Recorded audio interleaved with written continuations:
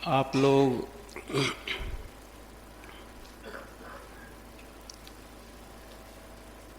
सौभाग्यशाली हैं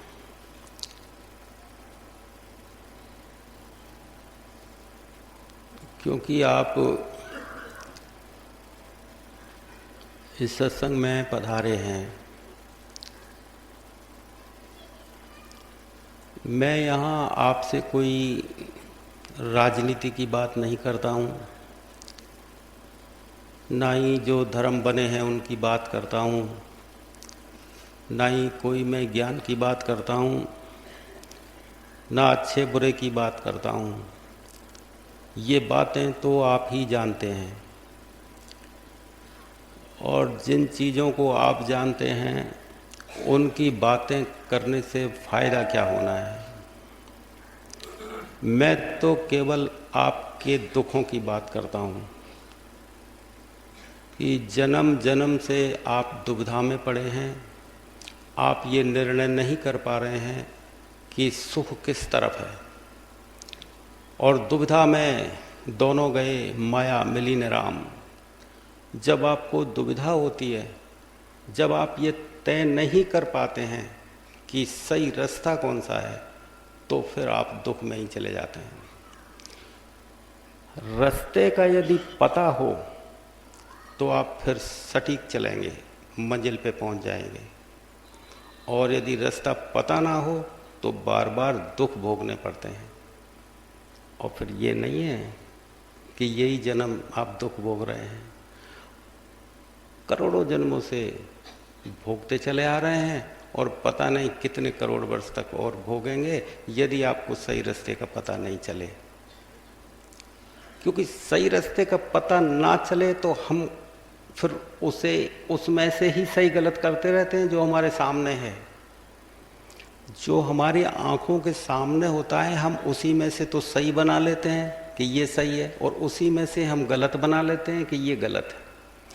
अब ना आपको पता ना उस व्यक्ति को पता, बस उसी में से सही कर लिया और उसी में से गलत कर लिया है। कोई सही गलत का पता नहीं। यदि सही गलत का पता तुम्हें लग जाए तो फिर चुनाव क्यों नहीं हो पाता सही का? फिर रास्ते उस रास्ते पे क्यों नहीं चल पाते हैं जिस रास्ते पे सुख ही सुख हैं? लेकिन आप जिस रास्ते को चुनते हैं वो समझते हैं कि इस पे चलने पे सुख मिलेगा। दूसरों को देखते हैं तो आपको लगेगा कि इस रास्ते पे चलने पे सुख मिलता है। किसी के बड़ा मकान देख लिया, किसी की कोई नौकरी देख ली, किसी के कुछ पैसा देख लिया, तो आप सोचते हैं कि हम भी ऐसा करें। लेकिन तुम करने से पहले उनसे मिलके देखो, क्या वो सुखी हैं? पाओगे यही कि हर व्यक्ति यहाँ चाहे जैसे भी रह रहा है, चाहे वो महलों में रह रहा है, चाहे वो झोंपड़ी में रह रहा है, वो सब दुखी हैं। अब आदमी चुनता तो इसलिए है वो रास्ता कि भाई चलो यहाँ सुख मिलेगा, लेकिन जो हैं महलों में उनसे पूछ के देखो कि क्या उन्होंने कभी सुख देखा है। लेकिन आप करें तो करें क्या? जो सामने होता है उसी में से चुनते हैं कि भाई ये कर लो, क्योंकि कोई रास्ता पता नहीं है। तो मैं आपको केवल वो रास्ता बताता हूँ, वो बात करता हूँ या बैठ करके जिस रास्ते पे चलने पे आपको सुख मिलता है, जिस रास्ते पे चलने से आपको मोक्ष है, कल्याण है, वो मिलता है। मुझे कोई मतलब नहीं है किसी और बात से, मुझे कोई मतलब नहीं है इन धर्मों से, ना मतलब मुझे तुम्हारे राजनीति से, ना मतलब मुझे तुम्हारे अच्छे बुरे से, या तुम कुछ भी करो उससे। मुझे तो केवल तुम्हारी इस पीड़ा से मतलब है जो जन्म जन्म तुम्हारी आत्मा भोग रही है, केवल उसकी बात कर रहा हूँ। इससे ज़्यादा मैं कुछ जानना भी नहीं चाहता, इससे ज़्यादा मैं तुम्हें कुछ बताना भी नहीं चाहता, क्योंकि तुमने तो इतनी सारी जानकारियाँ अपने पास इकट्ठी कर ली हैं कि तुमसे यदि कोई तर्क करे ना तो वो तर्क करने वाला ही हार जाएगा, तुम जीत जाओगे। तुम राजनीति पे इतना जानते हो कि वो राजनेता भी इतना नहीं जानते जितना तुम बोल जाओगे। वो जो राजनेता बैठे हैं ना उनसे ज़्यादा तुम बताते हो। इसको ऐसा करना चाहिए था तो ये इसको इतनी सीट आ जाती, ये इसको ऐसा करना चाहिए था तो ये जीत जाता, यहाँ से ऐसा करना चाहिए था, यहाँ से ऐसा करना चाहिए था। उससे क्या मिलता है तुम्हें? क्या इसे ज्ञान कहते हैं? ये ज्ञान है या टाइम पास का तुम्हारा है सौदा? टाइम पास कर रहे हो, कहीं सब टाइम पास करने को समय आपके पास में है नहीं, तो इन बातों को पकड़ लेते हो और बस टाइम पास करते रहते हो। किसी एक मुद्दे को पकड़ लिया, बस बातें बनाने लग गए, दिन भर उसी में निकल गया, उसी के सपने आ गए, दिन में उसी में जग गए, दुकान चले गए, दुकान पे से आ गए, नौकरी पे चले गए, नौकरी पे से आ गए। असली क्या है ये समझ में नहीं आता। असली क्या है? एक राम दशरथ का बेटा, एक राम का जगत पसारा, एक राम घट घट का व्यासी, एक राम इस सबसे न्यारा। हम केवल एक उस राम को ही सत्य मान लेते हैं जो दशरथ जी का पुत्र है। हम दशरथ जी के पुत्र को दरवाजा मान सकते हैं मंदिर का, कि मंदिर की पहली सीढ़ी है, चलो दरवाजा है और आगे है मूर्ति। लेकिन कबीर साहब कहते हैं एक राम दशरथ का बेटा, एक राम का जगत पसारा, एक राम घट घट का बासी, एक राम इस सबसे न्यारा। ये जो राम है हम यहाँ तक ही रह जाते हैं, इससे आगे नहीं जा पाते हैं। इससे आगे कुछ और है, क्योंकि जो हम देखते हैं उसी को सत्य मान के बैठ जाते हैं कि यहाँ से आगे कुछ नहीं है। हमने जो देखा कि पेड़ इतना ऊंचा होता है, लंबाई लगभग इतनी होती है, बस आधार मान के बैठ गए। इससे बड़ा भी कोई होता है जो आकाश को छूने वाला हो, इससे आगे जानने की कोशिश नहीं करते। इससे आगे का ज्ञान हमें है नहीं। एक राम दशरथ का बेटा, दशरथ जी के पुत्र जो हुए वो भी भगवान को जानते थे, परमात्मा को जानते थे, इसलिए वो परमात्मा थे, लेकिन वो स्थूल शरीर में थे। हम उस स्थूल शरीर पे अटक जाते हैं तो हम केवल सीढ़ी पे ही खड़े होकर रह गए, मंदिर की और सीढ़ियों को छोड़ दिया हमने, दरवाजे पर नहीं पहुंच पाए। एक राम दशरथ का, एक राम का जगत पसा, एक ईश्वर है जिसने ये संसार बनाया, निरंजन भगवान, उसने ये संसार बनाया। बाकी ब्रह्मा विष्णु महेश ये तो उसी के बनाए हुए देवी देवता हैं, ये भगवान नहीं है, ये तो देवी बड़े देवता हैं। ब्रह्मा विष्णु महेश ये सीनियर देवता हैं, बड़े देवता हैं। एक राम दशरथ का बेटा, एक राम का जगत पसारा जिसे निरंजन भगवान कहते हैं, एक राम घटघट का बासी, एक है परमेश्वर, एक ईश्वर है निरंजन भगवान, एक परमेश्वर जिसे ब्रह्म बोलते हैं, वो परमेश्वर है। उसे हम परमेश्वर कह लें, ब्रह्म कह लें। बाकी ये स्थितियां हैं, ऐसा नहीं है कि वहाँ ब्रह्म नाम का कोई बोर्ड लिखा हुआ मिलेगा, स्टेशन प्लेटफॉर्म है, वो ब्रह्म लिखा मिलेगा तो पहचान लोगे आप कि ये ब्रह्म आ गया। ये तो अनुभूतियां हैं, जो जैसा अनुभूत करता है आदमी वो बोल देता है। तो महात्मा होते हैं सर्वोपरि, संत सर्वोपरि होते हैं, वो कुछ भी कह दें उनकी बातों पे भरोसा करना चाहिए, वो है भरोसे। किताबों के ज्ञान पे भरोसा नहीं करना चाहिए। किताब तो सूचनाएं हैं, किताब तो इशारे हैं। हमने पढ़ लिया किताब में कि आत्मा, हमने पढ़ लिया परमात्मा, हमने पढ़ लिया ब्रह्म, अब हम उन शब्दों को घसीटते घूमते हैं कि भाई ब्रह्म नाम की कोई जगह मिलेगी तो क्या इस शरीर से जाओगे तुम ब्रह्म को लेने? कहाँ जाओगे? मंदिरों में ब्रह्म मिलेगा? इस शरीर से ब्रह्म मिलता है किसी को? नहीं नहीं, शरीर से नहीं मिलता है, उसके उस तक जाने का रास्ता कोई और है। राम ब्रह्म परमार्थ रूपा, अविगति अलख अनादि अरूपा। राम को देखोगे तो दशरथ जी के पुत्र नजर आएंगे, सामने चलते फिरते नजर आएंगे। राम ब्रह्म, लेकिन जिसने जाना, गोस्वामी महाराज लिखते हैं राम ब्रह्म परमार्थ रूपा। अरे कि तुम शरीर तक चिपके मत रह जाना, शरीर तो माया ही होता है, शरीर तक नहीं। राम जो थे उन्होंने आत्मा जगा रखी थी, आत्मा के ज्ञाता थे, उन्होंने जाना था उस परमेश्वर को। राम ब्रह्म परमार्थ रूपा वो थे। हमने राम को केवल दशरथ जी के पुत्र तक मान के छोड़ दिया और सोच लिया राम जी हैं, जयकारा लगाए चले जाए। राम जो थे वो तुम भी हो सकते हो, लेकिन तुमने किसी जानकार गुरु को खोजा नहीं। किसी जानकार व्यक्ति को खोजते तो तुमको भी वो रास्ता बता देता जो राम के पास था।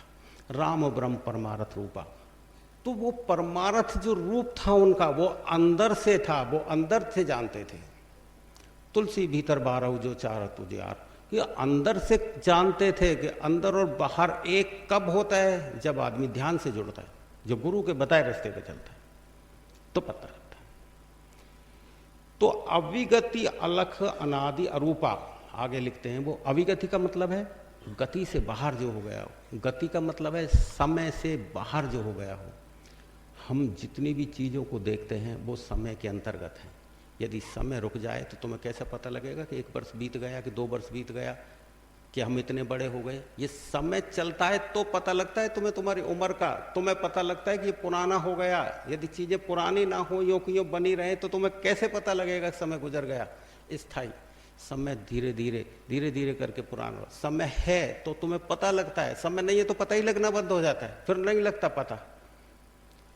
फिर बरसों निकल जाए उसी समय में तो बरसों का पता नहीं लगा सकते। तो चीज़ें पुरानी होती है तो पुराने को देख के पता लगा, तो भाई ये कम से कम 10 साल पुरानी चीज़ होगी, ये 20 साल पुराना मकान होगा, देख ली उसकी टूट फूट को। तो समय के अंतर्गत चीज़ों का पता लगाया जा सकता है। जब समय ना हो तो पता लगना बंद हो जाता है, फिर पता नहीं लगता है, फिर समय से बाहर हो गया व्यक्ति। तो अविगत राम जी समय से पार के व्यक्ति थे। समय कब तक है? तुम चलोगे ना अंदर तो भी मैं तुम्हें, चलोगे ध्यान में चल ही रहे हैं आप, तो मुझे बताना क्या है, तो पता भी लगता है कि यहाँ तक समय है। तब तक तुम्हें कोई चीज़ अनुभूत होती है, कुछ पता लगता है किसी का ये अनुभव है, मुझे ये दिखाई दे रहा, मुझे ये है, मुझे वो है। ऐसे ऐसे विराट चीज़ों को आप मुझे बताते हैं जो इस पृथ्वी पे नहीं है, इस धरती पे है नहीं, ऐसी ऐसी चीज़ों को आप बताते हैं। लेकिन फिर भी मैं कह रहा हूँ कि वो समय के अंतर्गत है, वो काल के अंतर्गत। काल हम किसे बोलते हैं? जो समय के अंतर्गत, टाइम काल यानी टाइम, जो टाइम के अंतर्गत आता, जो हम देख के बता सके जैसे। तो वो राम क्या थे? अविगत, समय से पार, काल के पार के हो गए थे वो ब्रह्म, राम ब्रह्म परमार्थ रूपा। यानी वो स्थिति पैदा हो गई उसकी जहां समय ना रहे, समय से बाहर हो गया व्यक्ति, जीवन मरण से पार हो गया व्यक्ति। जीवन मरण कब तक है? जब तक समय है। समय के अंदर है तो जीवन भी है, मरण। अब आदमी जन्मेगा मरेगा समय के अंतर्गत, समय के बाहर हो गया फिर जीवन मरण नहीं होता, फिर काल से बाहर हो गया, काल चक्र से बाहर हो गया। समय नहीं है तो मरेगा कैसे? दिन निकलता है, सांझ हो जाती है, रात होती है, फिर दिन आ जाता है। क्यों आता है? क्योंकि समय है। समय है तो दिन आएगा, रात भी आएगी, रात जाएगी, फिर दिन आएगा। समय नहीं रहेगा तो न दिन रहे न रात रहे, फिर कहाँ दिन रह जाएगा? दिन तभी है जब तक समय है, रात तभी है जब तक समय है। समय गया तो दिन भी गया, रात भी गई, फिर साल गए, वर्ष गए, समाप्त हुआ सब। फिर तो तुम्हारा जीवन है, उसके साथ जीना है, बस एक हो गए। राम अविगत, तो वो समय से पार थे। अलख यानी जो दिखाई देती है ना चीज, अलख देखने से बाहर निकल गए थे। यानी इन आंखों से दिखाई नहीं दे, जो तुझे तुम्हें इन आंखों से दिखाई देती है वो समय के अंतर्गत होती है। एक आंख और है अंतर, जब वो आंख खुलती है उससे जो दिखाई देता है, उससे जो अनुभूत होता है वो समय से बाहर है। तो राम अलख भी थे, अनादि। बस वही व्यक्ति अनादि हो सकता है जो समय से बाहर है। बस वही चीज अनादि है जो समय से बाहर है। जो गति से वह अविगत, यानी जो गति समय ना हो, जो समय से बाहर है, वही अनादि हो सकता है। अनादि का मतलब है जो पैदा ना हो ना मरे, वो सदा है, वही है अनादि।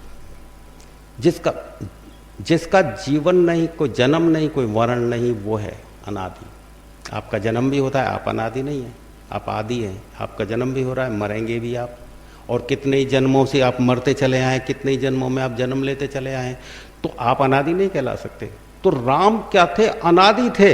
लेकिन अब तुम सोचोगे कि राम ने तो जन्म लिया था कौशल्या के पेट से, और राम एक दिन मरे भी थे, ये तुमको मालूम है। तो वो अनादि कैसे हुए? तो फिर कहते हैं कि राम ब्रह्म परमार्थ रूपा। तो राम के उस रूप को देखो जिसे वो जानते हैं, वो कभी नहीं मरता है, शरीर मर जाता है उनका, लेकिन फिर भी वो जीवित है। वो अवस्था कौन सी है भाई? जब मर ही रहे हैं, राम जी पैदा हो रहे हैं, तो अनादि कैसे कहा गोस्वामी महाराज ने? अनादि का मतलब है ये शरीर नहीं, वो चेतना को जान लिया था राम ने, उस चेतना को जान लिया था जो कभी नहीं मरती। उस सागर में मिला लिया था राम ने अपने आप को, उस बूंद को मिला लिया था सागर में। अब सागर छिन्न भिन्न थोड़ी हो जाता है, बूंद होती है छिन्न भिन्न, सागर में मिल गई बूंद, वो सागर ही हो गए थे। तो राम ब्रह्म परमार्थ रूपा, अविगत अलख अनादि अरूपा, और फिर रूप तो बेटा समय में रह के ही रूपों का पता लगता है। समय है तो रूप का पता लगता है, समय विदा हुआ तो रूप भी विदा हुआ।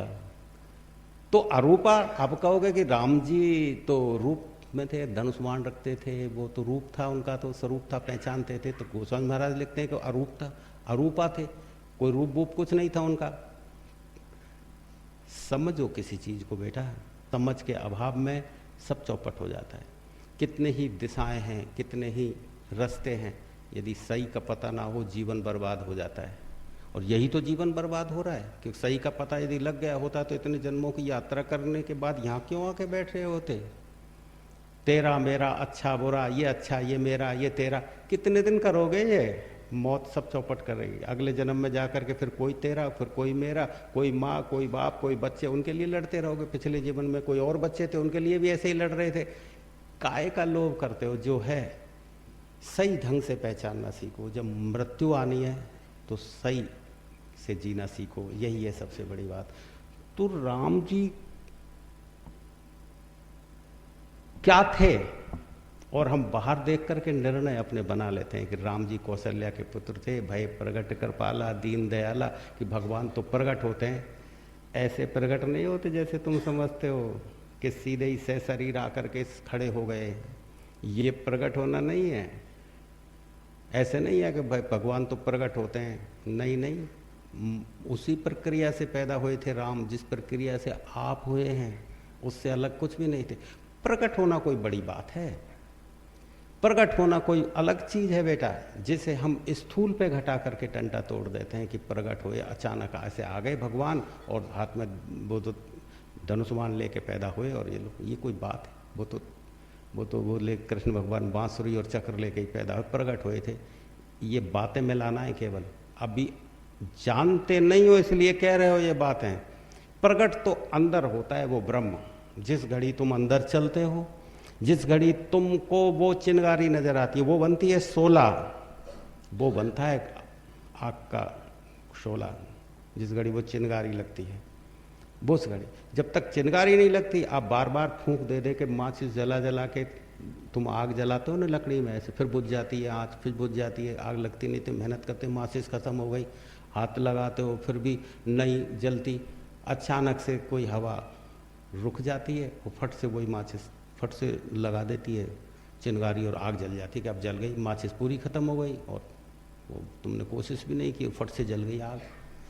ये कैसे हो गया? हवाएं चल रही थी, है ना, पर जब भी हवाएं चल रही थी लेकिन फट से लग गई कोई चिंगारी तो हो गया। तो जिस घड़ी वो चिंगारी लगती है तब जो प्रकट होता है व्यक्ति, जो अपीयरेंस जब होती है, उसे बोलते हैं भय प्रकट पर कृपाला, कि उसकी कृपा, कृपाला, जब उसकी कृपा देखोगे तो गदगद हो जाएगा, शरीर रोआ रोआ ऐसे झनकृत हो जाएगा कि क्या करें, ये क्या करें, हुआ क्या है एकदम से। वो होता है प्रकट होना। ऐसे होता है प्रकट होना कि नहीं नहीं वो तो कौशल्या के पेट से जन्म नहीं हुए, तो प्रकट होते हैं भगवान। जानते हो, बिना जाने आंखें बंद करके अंधे अंधे ठेलिया दोनों को पड़ंत, वो उससे कह रहा है, वो उससे कह प्रकट हो गए। जिस समय भगवान प्रकट होते हैं ना बेटा, चकाचौंध खा जाओगे, देखते रह जाओगे। आंखें है ना, ये ऐसे नहीं करेंगी, ये आंखें ऐसे रह जाएंगी कि एक क्षण भी आंख नीचे हुई ना तो इतनी देर के लिए तो भगवान गायब हो जाएंगे। ऐसे ठहर जाएगी ये चेतना, ऐसे बिल्कुल बैलेंस में आ जाएगी चेतना। जब होता है प्रकट, भय प्रकट कर पाला दीन दयाला। राम के लिए वेदों में नेति नेति कहा है, सकल विकार रहित गुण भेदा, ही नित नेत निरूपही वेदा। राम के लिए कहते हैं, राम के लिए कहते हैं कि अरे वेदों में भी उसको नेति, यानी कि ये नहीं है जो सामने दिखाए। नेति का मतलब जो सामने है वो नहीं, कुछ और, ये होता है नेति का मतलब। नेति ये मत समझ रहा है कि जो नेति का मतलब है कि इति, यानी यहीं समाप्ति नहीं होती, कुछ और है आगे, जैसे तुम नहीं जानते। नेति वो है, कहे नित नेति निरूपण किया है वेदों में भी। गोस्वामी महाराज लिखते हैं कि राम के बारे में वेदों में लिखा है कि नेति है ये, यानी कि ये इतने तक मत समझ लेना कि धनुष बाण लटकाए हुए हैं राम जी हैं ये राम ब्रह्म परमारथ रूपा। कि राम जो है वो तो कुछ और हैं, ब्रह्म स्वरूपा हैं, और ब्रह्म को आंखों से, इन आंखों से नहीं देखा जा सकता है। उसे देखने के लिए तो अंदर की आंख जगानी पड़ती है, वो खोलनी पड़ती है। तो जो लिखा है वेद में नेति नेति नेति कह करके, राम का तो वर्णन वेद नहीं कर पा रहे, और आप कहते हैं कि भाई प्रगट कर पाला दीन दयाला कौशल्या हितकारी, प्रगट हो गए भगवान, धनुष्वाण लेकर के रावण को मार दिया, ये तो सीता जी चोरी हो गई, उनको छुड़ा के ले आए, राज किया, राम राज्य लाना चाह रहे हैं, बस समाधान कर लिया सारा। राम के जैसे होना चाहोगे तुम कभी?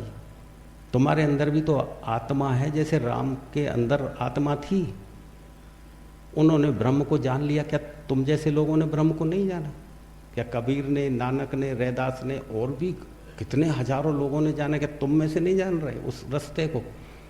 तुम भी तो उसी रास्ते पे चल रहे हो। ऐसा थोड़ी है मैं बोर्ड टका हुआ मिलेगा, बेटा बोर्ड नहीं मिलता टका हुआ। जब रास्ते पे चलते हो ना तो पता लगता है, खुशबू जब आती है ना तो पता नहीं लगता कि कहीं ये रास्ता बाग की तरफ ही जाता होगा, वहीं फूल लगे होंगे। क्या खुशबू तुमके कान में कहती है कि ये बाग वहाँ है, ये बाग लगा हुआ है? बाग के बारे में सूचना देती है कि नहीं? खुशबू अपने आप में सूचना है कि यार कहीं बाग लगा है, ये बाग का रास्ता ही जाता है। तो जब तुम्हें अनुभव होने लगते हैं तो ऐसा नहीं है कि ये कल्पना बन गई होगी। बहुत से लोग कहते हैं नहीं नहीं वैसे तो कल्पना बन जाती है कि हनुमान जी आ गए, राम जी आ गए। कहाँ हनुमान जी राम जी को लिए घूम रहे हो? जिस समय रास्ता पे चलोगे ना, वो रास्ता ही इतना सुहाना है, वो रास्ता खबर दे देगा कि यही परमात्मा का रास्ता है। कितना ही तुम सोच लो, वो दूसरे जो अंधे हैं वो कहते हैं वो तो कल्पना बन जाती है जी, वो तो ऐसे हो जाता है, वैसे हो जाता है। तुमको पता है अभी तो तुम सही से कल्पना भी करना नहीं जानते हो कि कल्पना कैसे की जाती है, वो भी नहीं जानते। अनुभव पे चलने वाला व्यक्ति को तो रास्ता ही खबर दे देता है कि रास्ता परमात्मा तक जाता है। कोई दूसरे की आइडेंटिफिकेशन, दूसरे की गवाही की जरूरत नहीं है कि ये कहे तब पता लगेगा परमात्मा का। वो तो उसकी खुशबू ही, जब तुम जाते हो ना बेटा तो वो ही खुशबू बता देती है कि कहीं ये बाग की तरफ जाने वाला रास्ता है, वहीं से आ रही। कि खुशबू वैसे तो आती नहीं है, बाग में जब फूल खिले होते हैं ना खुशबूदार, वो ही खुशबू छोड़ते हैं, उससे से पता लग जाता है। कोई दूसरा कितना ही कल्पना हो गई है तो मैं तो कल्पना, तुम मानोगे उसकी बात कि कल्पना नहीं है, मेरे नथुनों में आ रही है खुशबू, बाग पास में है, ऐसे पता लगता है। ऐसे नहीं लगता। तो रामचंद्र जी जो थे, इसको शरीर से देखोगे तो तुम पूजने लग जाओगे। मैं पूजने को भी ये नहीं कह रहा, पूजते हो, धेरी को पूजते हो, कोई बात नहीं, पूजते हो अच्छी बात है, पूजो, लेकिन मंदिर तक तो चलने का फैसला करो कि पूजते ही रह जाओगे। तुम पूजते हो, पूजो, लेकिन आगे है कुछ। जैसे गोस्वामी कह रहे हैं कि आगे चलो, नेति नेति, आगे चलो। शरीर को ही कुछ मत समझ लेना कि शरीर ही कुछ है, इन अनुभवों को ही कुछ मत समझ लेना कि यही है, कि मुझे पेड़ दिखाई दे गया, मुझे ये से दिखाई दे गया, मुझे ये नहीं, कुछ नहीं, ये शरीर कुछ नहीं है, ना अंधेरा कुछ है, ना प्रकाश कुछ है, ना ये कुछ है, ना वो कुछ है। नेति नेति कुछ और है जिसके बारे में एक राम इन सबसे न्यारा वो है। एक राम इस सबसे न्यारा, एक राम दशरथ का बेटा, एक राम का जगत पसारा, जिसे ईश्वर निरंजन भगवान कहते हैं। वो एक राम घट का वासी, जिसे ब्रह्म बोलते हैं, जिसे परमेश्वर बोलते हैं। एक राम इस सबसे न्यारा कहने में ही नहीं आता, अचिंत्य है वो। नहीं तो कह देते, कबीर साहब ही नहीं कह सक रहे, गोस्वामी महाराज ही नहीं कह सकते, अभिगति बोल रहे हैं वो भी, अनादि बोल रहे हैं वो भी, कह ही नहीं सके। न गोस्वामी महाराज ने कहा है कि भगवान का नाम यह है अनामी, एक अनि है अनामा। गोस्वामी महाराज कहते हैं एक अनि है अनामा, अज सच्चिदानंद प्रभु धामा। कहते कि उसका नाम ही नहीं है कुछ, तो तुम नामों के पीछे भाग रहे हो। भाई प्रगट कृपाला, नामों के पीछे भाग रहे हो, इसका नाम यह है, इसका नाम यह है। यदि कहने में आ जाता है ना बेटा, तो भगवान फिर रहा ही कहाँ। भगवान की तो गरिमा ही जब है जब वो कहने में नहीं आए। सारी चीजें कहने में आ जाती है तो वो संसारी है, जो कहने में नहीं आए वही तो भगवान है। कहने में आ गया तो संसार है, कहने से बाहर हो गया वो भगवान है। एक अनिय अरूप अनामा अज सच्चिदानंद प्रभमा, के एक अनूप अनिय, एक अरूप, उसका कोई रूप नहीं है। गोस्वामी महाराज कहते हैं न वो जन्मता है, न मरता है, न उसका नाम कोई है। तो कह रहे कबीर साहब के एक राम दशरथ का बेटा, दशरथ जी के पुत्र हैं, इसी को मत समझ लेना, यहीं मत रुक जाना। हाँ, पूजा पाठ कर लेना, मानना, ढोकडमाई लगा देना, आगे चलना, अगले राम की यात्रा करना। एक राम का जगत पसारा, एक राम घट घट का व्यासी, एक राम इस सबसे न्यारा, वो जो सबसे न्यारा है। कृष्ण भगवान कहते थे ब्रह्म प्रयत्न सभी लोग पुनरावृत है। हे अर्जुन, ब्रह्म प्रयत्न सभी लोग पुनरावृत है, परंतु मुझको प्राप्त करने वाले का पुनः जन्म नहीं होता है। अब देखना समझना बात को, क्योंकि मैं कालातीत हूं। तो वो कह रहे हैं कि यदि ब्रह्म तक भी तुमने प्राप्त कर लिया है, यदि वो स्थिति प्राप्त कर ली है, तो भी उस स्थिति को भोग करके दोबारा से जन्म लेना पड़ेगा, तभी भी आओगे, फिर भी 84 का कंटक नहीं कटेगा ब्रह्म प्राप्त करने के बाद भी। ब्रह्म ही अंत नहीं है, नेति नेति ब्रह्म ही अंत नहीं है। फिर भी बोतने जितने 100 वर्ष की उम्र आदमी की होती है, ऐसे ही मतलब जो है ब्रह्म की भी उम्र है, उस उम्र को काटने के बाद, उस आनंद को लेने के बाद पुनः आना पड़ेगा धरती में। कृष्ण कहते हैं कि हे अर्जुन, मुझे प्राप्त करने वाले का जन्म नहीं होता। तो इसका मतलब है कृष्ण कालातीत थे, ब्रह्म के पार के व्यक्ति थे।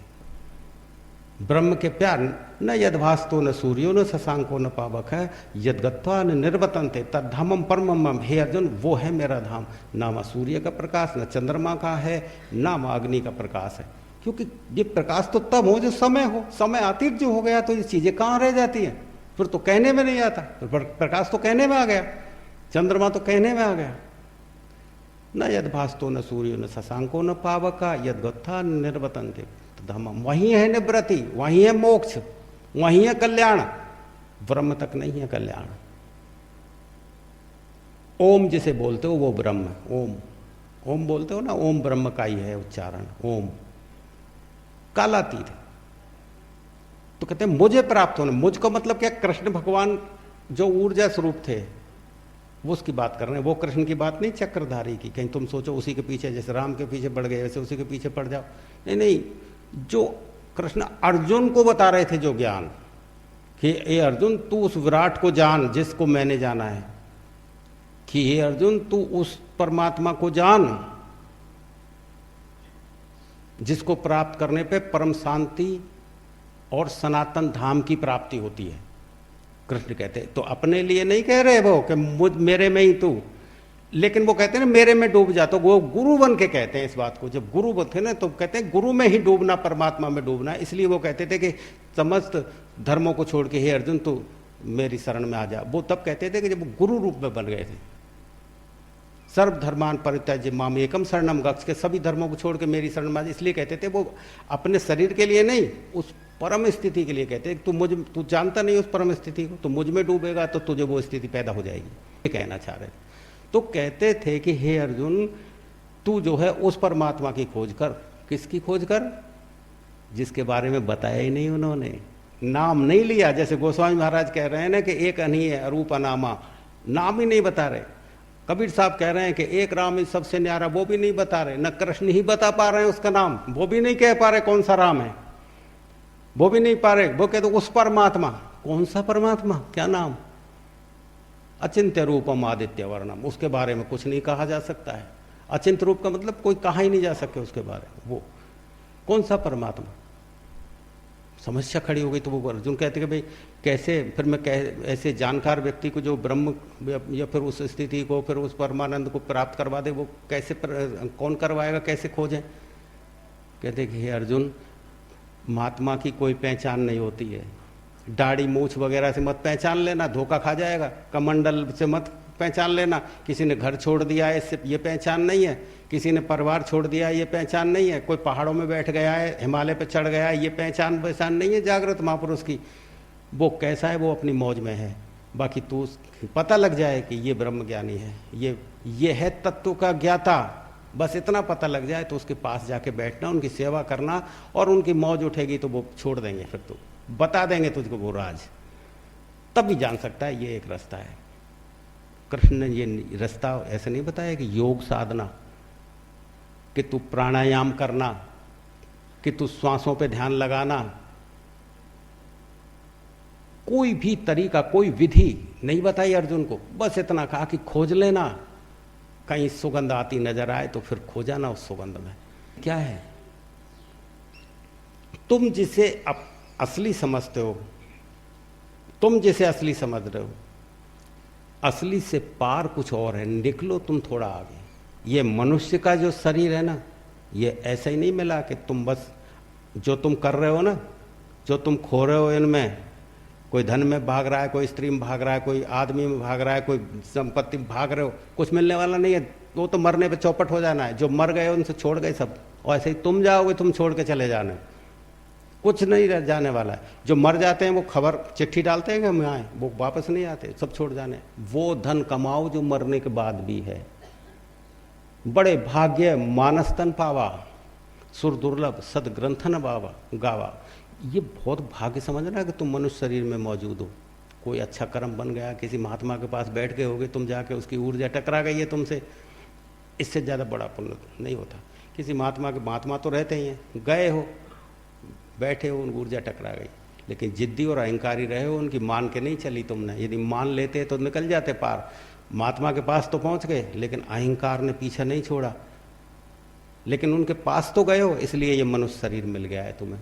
आप बड़े भाग्य मानस तन पावा, सुर दुर्लभ सदग्रंथन गावा।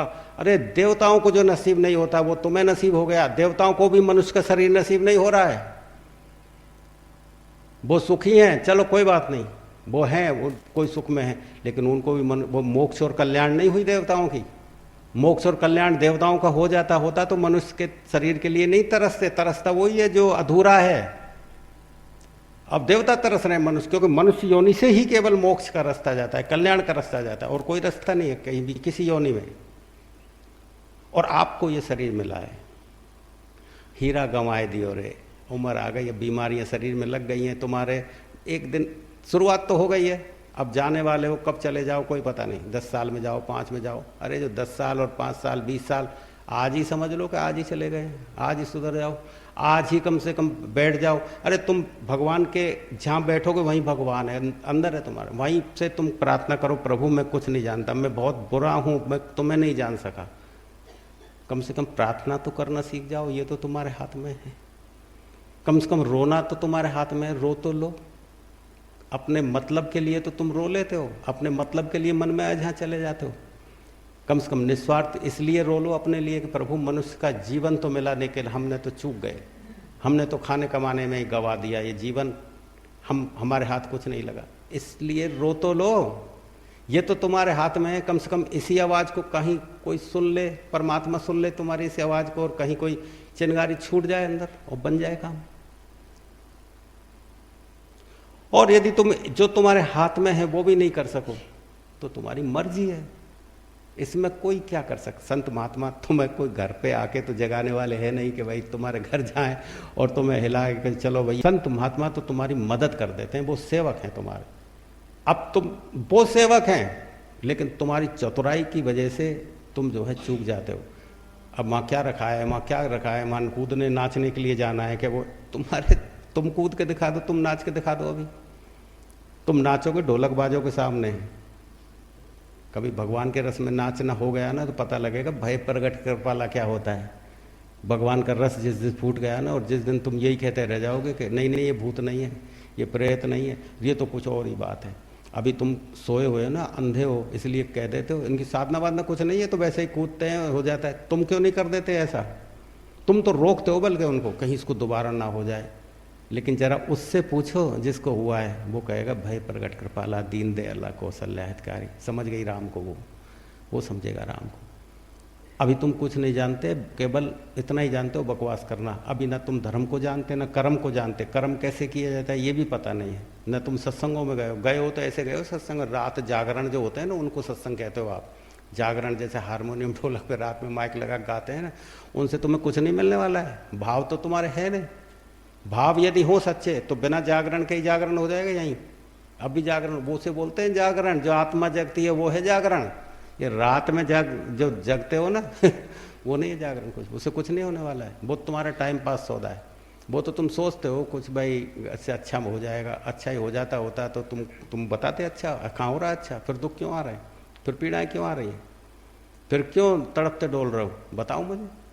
लेकिन करते वही हो। मैं तो तुम्हें सह प्रमाण बात बता रहा हूँ, अपनी तरफ से कुछ बोल रहा ही रहा, मैं कुछ जानते नहीं बोल रहा। मैं तो तुम्हें प्रमाण सहित बता रहा हूँ। देखो गोस्वामी महाराज ऐसे कह रहे हैं, कबीरदास जी ऐसे कह रहे हैं, देख लो भाई तुम। गोस्वामी महाराज ये क्या, कबीरदास, कृष्ण भगवान भी यही कह रहे हैं। जब तीनों भगवान मिलके एक ही बात कह रहे हैं तो चौथे को, मेरी को भी मान लो भाई, ये गुनगुना रहा है कोई बात। तब तुम नहीं कह सकते गुरु जी कहाँ से उठा लाए, क्या कह रहे हैं। भाई मैं क्यों कह रहा हूँ, तुम पकड़ो उनको, वो तुम खोज लो उनको। तुमको किताब तुम बाजार में मिलती है, तुम देख लो ऐसे है कि नहीं जो मैं बोल रहा हूँ। मैं तो रिकॉर्ड हो रही हैं ये बातें, तो तुम्हारा रिकॉर्ड चला के देख लेना भाई, ये दोहा है, इसमें ये कहा है गोस्वामी महाराज ने, कबीरदास जी ने कहा है। तो एक राम दशरथ का बेटा, एक राम का जगत पसारा। तो एक राम तो वो है जो जागृत हो जाता है व्यक्ति, वो राम है। राम यानी जिसके अंदर वो चेतना भगवान की रम गई, उसे राम बोलते हैं। वो जो परम चेतना है जिसके अंदर रम गई, जिसने उघाड़ के देख लिया उस चेतना को, वो है राम। राम में नहीं, जिसके अंदर रम गया वो भगवान, वो है राम। तुम भी राम बन सकते हो यदि वो चेतना तुम्हारे अंदर रम जाए तो। अब वो राम ऐसा थोड़ी है कि राम अपन, लेकिन हम तो किसी बच्चे का भी नाम राम रख लेते हैं अपन, लेकिन वो राम तो नाम का ही राम है, उसके अंदर चेतना थोड़ी रमी। जो दशरथ जी का पुत्र था उसके अंदर चेतना रम गई थी, वो पूरा राम था। वो अंदर बाहर जो चाहा तुझ यार, तुलसी भीतर बाहर हो, जो अंदर बाहर से एक हो गया वो है राम। तो वो दशरथ जी के पुत्र थे, पूरे राम थे, अंदर बाहर से एक थे, ब्रह्म स्वरूपा थे। नहीं समझे बात। तो वो एक राम दशरथ का बेटा, तो वो राम तो वशिष्ठ जी ने शास्त्रों में से देख करके उनका नाम राम रखा था, शास्त्रों में था नाम राम, तो वशिष्ठ जी ने नाम रख दिया था उनका। तो ऐसे नहीं था वो नाम वैसे रख दिया था, वो चेतना से भी रमे हुए थे, इसलिए राम चरितार्थ हो गया था उनके अंदर।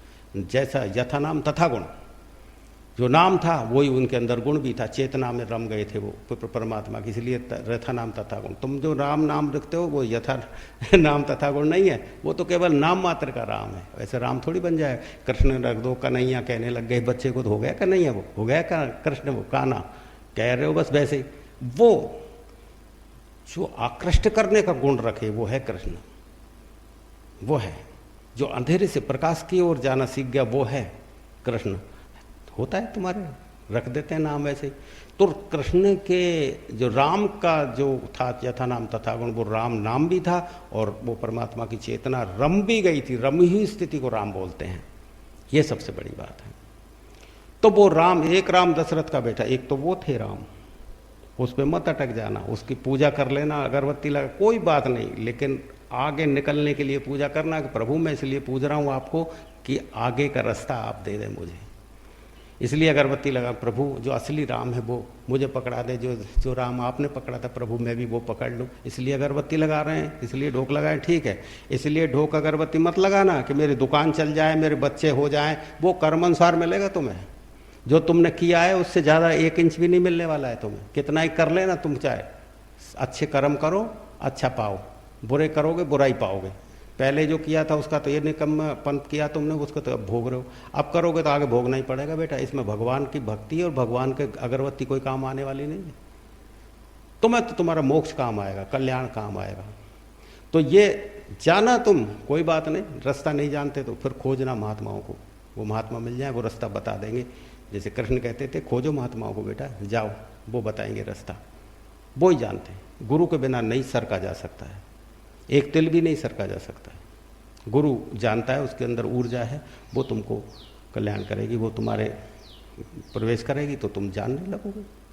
नहीं समझे, गुरु तो होते ही है, वो तो सब कुछ जानते हैं, वो तो सब कुछ, उनको तो वो तो फुलफ्लेंस है उनके, तो चिंता मत करो आप, तुम तैयार हो जाओ बस। तुम उनको मत देखो कि वो क्या करते हैं, तुम्हें देखो कि तुम्हें क्या करना है, भाई इस पे ध्यान टिकाओ।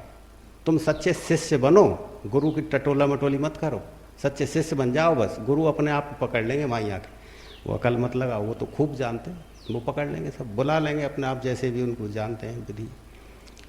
तो एक राम दशरथ का बेटा, समझे, और एक राम का जगत पसार निरंजन भगवान, जिसने ब्रह्मा आध्यात्मासक्ति बनाई, निरंजन भगवान ने आध्यात्मासक्ति, नहीं समझे, जिसने ब्रह्मा विष्णु महेश ये तीनों देवताओं को पैदा किया है। और ये तीनों देवता जो है अपना ये संसार का मतलब जो है भरण पोषण और ये जो है निर्माण करना और मृत्यु को लाना, ये अलग अलग तरह के देवता हैं।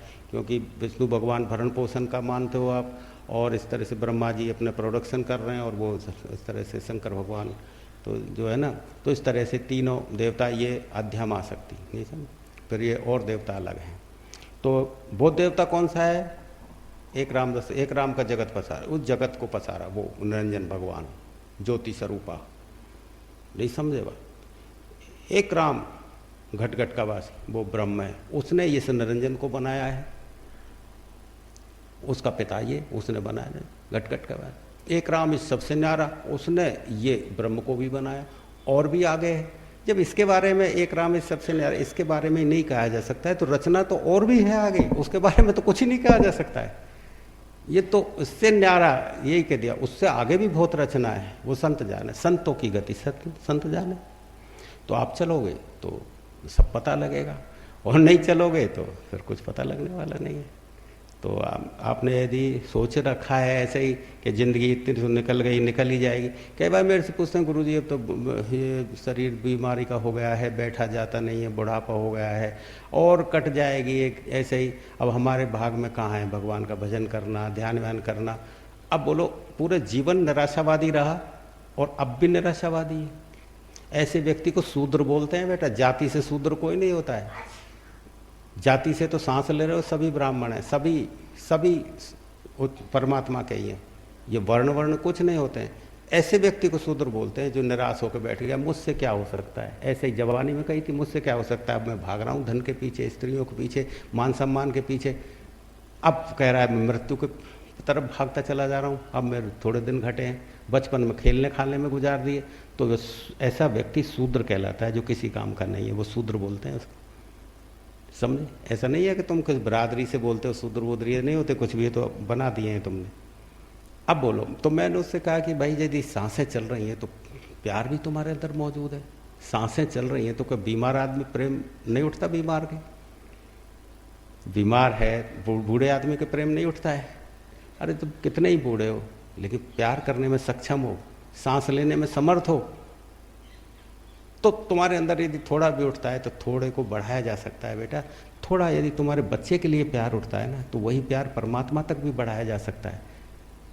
यदि तुम्हारे अंदर बिल्कुल कुछ ना उठे तो फिर परेशानी हो जाती है कि अब इसके साथ क्या किया जा सकता है, तो जीते जी मर गया आदमी, ये तो जीते जी मर गया। तो तू बुढ़ापा है तेरे अंदर, कोई बात नहीं, बीमार है कोई बात नहीं, लेकिन प्रेम तो है, सांसें तो हैं। तू इनको केवल एक बार सच्चे प्रेम से समर्पित हो जा, बस बुढ़ापे में भी जागृत हो सकता है। क्या तुम्हारे सत्संग में ऐसा नहीं हुआ है? ऐसे ऐसे बुजुर्ग लोग आए जिनकी मृत्यु प्रतीक्षा कर रहे थे, क्या वो जागृत नहीं हुए? उन्होंने जीते जी नहीं जाना। उम्र का कोई संबंध होता है जागृति से? ऐसे थोड़ी है कि उम्र का। इसी सत्संग में छोटे छोटे बच्चे वो परमात्मा के आनंद में नाचते हैं, वो परमात्मा के रस में डूबते हैं। छोटे छोटे बच्चे तुम देखते हो, आंखों से देखते ही हो, मुझे बताने की क्या जरूरत। जवान और बुजुर्ग व्यक्ति भी तुम देखते हो, ऐसे ऐसे बुजुर्ग 80-80, 85-85 साल, वो भी उस परम चेतना को जानने में समर्थ होते। लेकिन तुम क्यों नहीं जान पाते? क्योंकि अभी तुम्हें भरोसा नहीं है। संशय आदमी का सब कुछ छीन लेता है, संशय आदमी को चौपट कर दे। दुविधा में दोनों गए, माया मिली न राम। माया तो तुम्हें मिली नहीं, कुछ मिलना भी नहीं आगे, अब तक नहीं मिला जवानी तक, तो आगे भी कुछ नहीं मिलना है। कितना ही समेट लेना, सब छूट लेना है। अब भी दुखी हो, अब भी हाय हाय कर रहे हो, अब तक जवानी में ही हाय हाय कर रहे हो, तो बुढ़ापे में कहाँ से हाय हाय मिट जाएगी? मिटने वाली नहीं है। इसलिए भगवान की शरण से ज़्यादा बड़ा कुछ भी नहीं है बेटा। सही रास्ता ढूंढो और पकड़ो, तो हाय हाय मिटने वाली नहीं है जवानी में भी। और नहीं तो बुढ़ापे में बेटा समझ में आ जाए ना कोई चीज़, तो बुढ़ापा भी जवानी में बदल जाता है। नहीं तुमने देखा नहीं, ऐसे ऐसे बूढ़े लोग जो तुम जवान आदमी उनके बराबर सेवा नहीं कर सकते इस सत्संग में। अभी अम्मा को देखा नहीं, कितनी बुजुर्ग थी। तुम जवानी में इतनी सेवा नहीं कर सकते जितने बुढ़ापे में सेवा की थी इसने। और पूरा जान के गई है शिवरी अम्मा, क्या कमी रही थी, पूरा जान के गई। और तुमसे कितना लड़ती थी, कहती थी मैंने जान लिया है, मैंने जान लिया है हकीकत को, मैंने जान लिया है उसको, मैंने पहचान लिया उस परमात्मा को। तुम भाग लो, दौड़ लो, किया जाए तो तुम कुछ कर लो। कितना पुकारती थी। तो क्या ये झूठी थी? तुम्हारे ही बीच में से तो आई थी, कहीं आकाश से टपक के तो मेरे पास आई नहीं थी, तुम लोगों के ही साथ थी पहले ये, और आई थी। क्या ये झूठ बोलेगी?